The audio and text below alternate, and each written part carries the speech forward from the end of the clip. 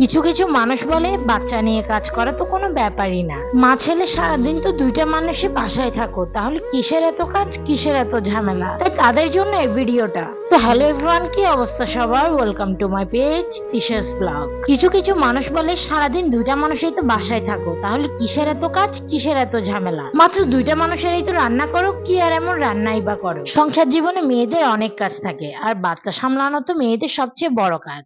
এই যে দেখেন, সকালে ঘুম থেকে উঠে সে কোল থেকে নামছে না, তাকে কোলে নিয়ে সব কাজ করতে হচ্ছে। কিছুক্ষণ পর পর এসে তার নানান রকম বাহানা, কতক্ষণ কোলে ওঠার জন্য কান্না করে বা কোনো জিনিস নেওয়ার জন্য কান্না করে। আর এই যে দেখেন, কিছুক্ষণ পর পর এসে গ্যাসের চাবিটাই মোচড় দেয়, তাই তাকে চোখে চোখে রাখতে হয়। আর আপনারা বলেন বাসা নাকি কোনো কাজ নেই। আসলে বাচ্চা নিয়ে কাজ করতে গেলে কাজেরই অভাব হয় না। সংসারে যত কাজ আছে সব কাজ শেষ হয়ে যাবে, তবু এই বাচ্চা সামলানোটা কখনো শেষ হবে না। আর এই যে দেখুন, আমি সবসময় আমার ঝাড়ুটাই দরজার পেছনেই রাখি, আর সে সবসময় এসে এখান থেকে ঝাড়ুটা নিয়ে নিতে চাইবে, আর ঝাড়ুটা নিয়ে ঝাড়ুটা ভাঙা শুরু করবে। আর যদিও বা ঝাড়ুটা ওর থেকে নেওয়া হয়, তাহলে অনেক কান্না করবে। এই বাচ্চাকে সামলাতে গিয়েই তো আমাদের অনেক সময় লেগে যায়। যে কাজ বাচ্চা না থাকলে 1 ঘন্টায় হয়ে যায়, সে কাজ বাচ্চা থাকলে 5 ঘন্টায়ও শেষ করা যায় না। বাচ্চা নিয়ে কাজ করা আসলে অনেক ঝামেলার ব্যাপার। আপনি একটা কাজ করে যাবেন, ওইখানে দেখবেন বাচ্চা গিয়ে আরো 10টা কাজ বাড়িয়ে দিয়েছে।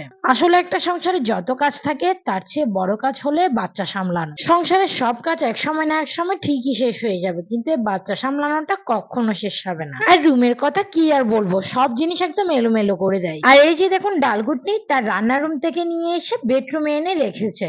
আর এই দেখুন ব্যাটের অবস্থা, এ গুছিয়ে দিয়ে যাব, আবার সে এই এলোমেলো করে দিয়ে যাবে। আর সারা ঘরের কথা কি আর বলবো, সারা ঘরই তার জিনিসপত্রে তছনছ হয়ে রয়েছে। আর সব সময় ওইখানে জিনিস এখানে, এইখানে জিনিস ওইখানে করে এভাবে তছনছ করে ফেলে। আর এই যে দেখুন, আমি এখানে কাপড় জমিয়ে রাখি যাতে একসাথে ধুতে পারি, আর ওইখান থেকেও সে কাপড়গুলো বের করে ফেলেছে। আর আপনারা যারা রান্নার কথা বলেন, দুইটা মানুষের তো রান্না, কি আর এমন রান্না করো? আর তাদের উদ্দেশ্য বলবো, ভাইরে ভাই, চালটা 1 পট রান্না করলেও ধুয়ে রান্না করতে হবে, 10 পট রান্না করলেও চালটা ধুয়ে রান্না করতে হবে। কাজ তো কাজই, কোনো কাজই কম না। আর বাচ্চা নিয়ে কাজ করলে তো কোনো কথাই নেই, কাজ তো একদম শেষই হয় না। আর যারা এই কথাগুলো বলেন, কথাগুলো বলার সময় একটু ভেবে চিন্তে বলবেন।